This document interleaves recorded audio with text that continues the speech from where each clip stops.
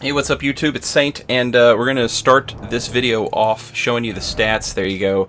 49 Vigor, 48 Dex, 18 Strength. But I want you to look on the right side of the screen. Check out the damage negation numbers. Terrible. We are wearing rags on this build. So in our Wondrous Physic, we have a buff, a defense buff that lasts for 3 minutes, as well as a Physic that increases our carrying load, our equip load, so we have a light roll. So it's like we're wearing decent-ish armor, and we have a light roll at the same time, which is pretty good. We take a lot of damage if we get hit wearing rags, so that Physic really helps us. To my knowledge, that Physic is not nerfed in PvP. A lot of the defense talismans and buffs, a lot of those defense buffs, they are nerfed in PvP to a very serious degree, but not so for this Physic, from what I understand. It's not like I've tested it myself, but people I trust to test things have said that it's not nerfed. So that's great. Good news for us. We're not taking a million damage. So we're at level 80, which is a little bit of a reprieve from the level 125, 130 builds we've been making. Now we have a level 80 build, which is always nice for invading in the capital. That's one of my favorite places to invade. I love invading here. We've got a million katanas with a million different Ashes of Wars. We are the Sword Saint. This is the second time I'm recording this commentary. The first time I recorded it, I literally just talked about how cool Ishin is for like, 15 minutes. I was like, Ishin rules. Okay, Ishin Ashina, the Sword Saint, rules. He's the best boss in a From Software game, period. He's the coolest boss in a From Software game. Like, it's the only time where From Software is like, nah, you're not gonna fight the burnout old husk of God, or this bipolar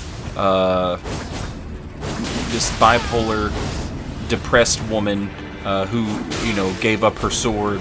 You're not going to fight this broken-armed Abyss Walker. You're going to fight this old man in all of his glory. And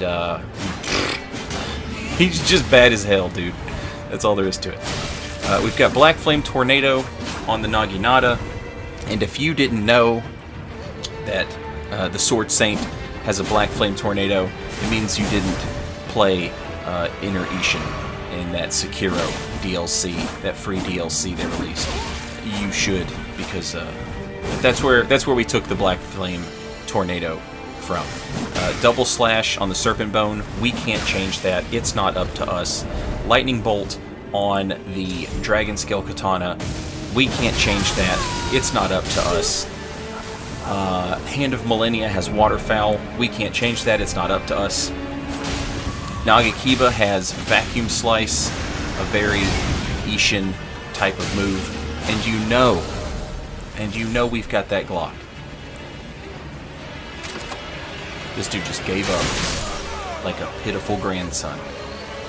Shaking my head.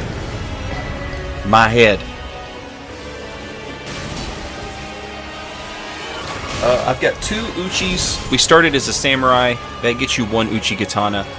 And on that one we have Unsheath, because it's just great. You get the Ichimonji attack on the heavy, and you get the slice attack on the light attack. The other Uchi katana you get from that dungeon right at the start of the game. I've got Bloody Slash on it, but I don't think we ended up using that at all in the video. I might still mess around and change it. Some people have recommended Storm Caller, which, like, I get it, but that's kind of what the Black Flame Tornado is doing for us. So I'm still not sure what to put on that other Uchi.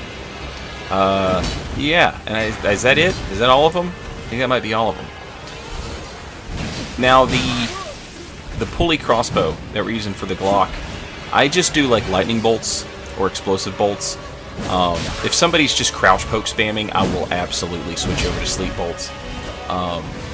But, it feels kind of cheap to just put people to sleep over and over again, so I don't really do it. If I wanted to be mean on the Nagakiba, I would have put Spin Slash. just something to keep people from being able to like chase me for free. But I have purposefully decided that people should be able to chase me for free because he's a sword saint, and if they're not hesitating, then you know they should have a chance to win. So and honestly, those are my favorite fights anyway. The ones where it's just non-stop action and nobody's running from anybody. I love those fights. This build, I just love this build. It's really fun. One of my favorite things to do with builds like this is to try and play like bingo and try and use every one of the katanas in an invasion. Like, use item item equip bingo and try and use every katana. I really like the Serpent Bone if somebody's got a shield, because you can poison them through the shield, and that's nice. It's a rapid poison. It doesn't last very long, but it does the same amount of damage as regular poison. It just does it faster. So it's pretty cool, and it's got a cool moveset, and it looks nice. The double slash is very, very good, and if I didn't have it on this weapon, I would have it on something, because double slash is too good to pass up. But this gives it to us for free. The only thing we're really missing, honestly, in terms of Ashes of War on swords that I like is Spin Slash or Sword Dance. Either one would be fine. But both of those are sort of like not really Sword Saint moves. So I decided not to use them. Plus, I use them on like every build I make, so I figured, do something a little different. Also, you'll notice there's no shield on this build, so no parries. We could slap the Wakizashi on here and do like Wakizashi parries, but they're terrible, so I figured, why bother? Also, we did that with the Honest Rippers build. The light roll physic. I messed around briefly with light roll before it got this buff that it got in this last patch, and I was like, this seems okay, but it's not. I'm not sure it's worth giving up my physic for. In a build like this, where there's not really any, like, I can give myself 10 more dex, but that's not going to give me like a huge boost in damage. Once you hit 50, like we could go up to 60, and it would help, but it wouldn't be massive. If we had plus 25 weapons going from 50 to 60 would probably be, noticeable. But plus 15 weapons, also, by the way, beating Millennia with a plus 15 weapon is just 8 hours of my life that I will not get back. Anyway, I digress. The light roll. Now that, since this buff, you try it and you're like, yeah, this is insane. This is like really, really good. I've seen some people say they think it's too good. I don't think it's too good. Poise is really, really good. If poise is going to be really, really good, then it makes sense that light roll should be really, really good. It's the other side of that coin. You put a lot of stats into, wearing heavy armor. It should be good. Alternatively, if you put the stats or whatever, and you wear light armor, and you should be more agile. It should be harder to hit you. So I kind of dig it. The only thing that I think is sort of bad about it is if you are the type of player who typically goes for roll backstabs, having light roll will mess you up because you roll so much further than you're used to. And it might seem very little at first. If you're watching me do it, you're like, oh, well, it just seems a little longer. And if you try it, you'll say, oh, it just seems a little longer. But the first time you go for a backstab against somebody, you will see how it absolutely is just enough longer to screw up your backstab game. But that's fine. Like going for parries and going for backstabs, that's like every other build I have. So, well, most other builds that I have. So, it's always kind of fun to make a different build that focuses on something different. And that's what this guy does. It's a lot of fun. So, I don't mind it. And if I'm just going to sit around and invade for a few hours, if I get bored of playing like this, I can just switch and go to a different build. Waterfowl Dance is just absolutely brutal. Absolutely brutal. I've seen people say it's really good. I've seen people say it's really bad. It's pretty good. It's pretty good. It's very easy to interrupt when someone jumps up in the air. It's very easy to stop them if you hit them. It costs a lot of stamina to do waterfowl dance. You have to mash the hell out of the button to continue to do it. Those are the cons. Those are the downsides. The pros. It is an unending maze of death after it starts coming down. When it starts coming down, it's just hyper armor and the last bit of the first volley. If you follow me here, waterfowl dance is 3 different volleys of attacks. The first volley, the end of it, true combos into the start of the second volley. So if you get hit by the end of the first volley, you will get hit by the start of the second. That's enough to kill most players. Most players don't have enough health to survive that. Especially if you've got Millicent's prosthesis on, which of course we do.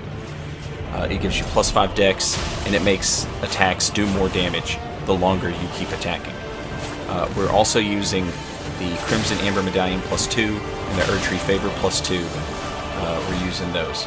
And then Shard of Alexander, but we also switch that up for the Crimson Seed Talisman that makes you heal more, and the Blessed Dew Talisman if we need regen, as well as the Taker's Cameo if we're in a really long invasion, and the Ancestral Spirit Horn if we're in a really long invasion.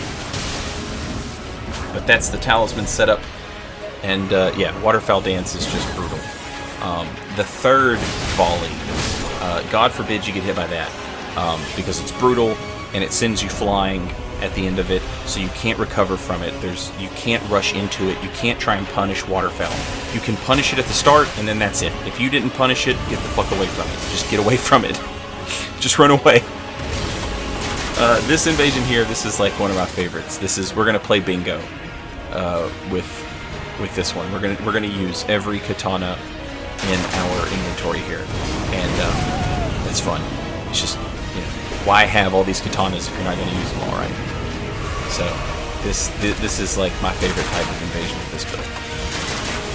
And yeah, also I think I don't use the Wondrous Physic in this invasion. My opponents weren't hitting me for very much damage, and as a result, it didn't click that I should switch over. Like, you can see I'm just taking little damage right here, because they're not hitting me with, like, the full brunt of their attacks. So I'm just taking this little chip damage at the moment, and as a result, it never occurred to me to drink the Physic. And then by the time we get towards the end of the invasion, I'm thinking in my head, well, I've probably already drank it, right? But I'm pretty sure I don't use the Physic at all in this invasion. So, yeah, pretty sure. But keep an eye out. Maybe I'm wrong. Love the build. It's a ton of fun. Love the character. So, yeah, it's a win-win for me. Yeah, we didn't use the Physic. Sometimes, you know, I'll take it easy on people. Waterfowl can be brutal, and you basically are just looking for, like, the one mistake your opponent makes that has long enough recovery that you can hit it, you know, waterfowl. And a lot of times what that is you, like, hit them, and start up waterfowl, because you know they're going to roll away to try and heal, and if you get that read, and they roll away trying to heal, they get waterfouled for healing, and that is not a good way to win. So, you know, a lot of times I just won't use the Hand of Millennia in invasions, especially against, like, honest sort of opponents like these. But yeah, I love the build, and I hope you enjoyed the video. I hope you enjoyed watching me do invasions in Elden Ring. Thanks for watching it. I will see you next time. Until then, no hesitating. Later, guys.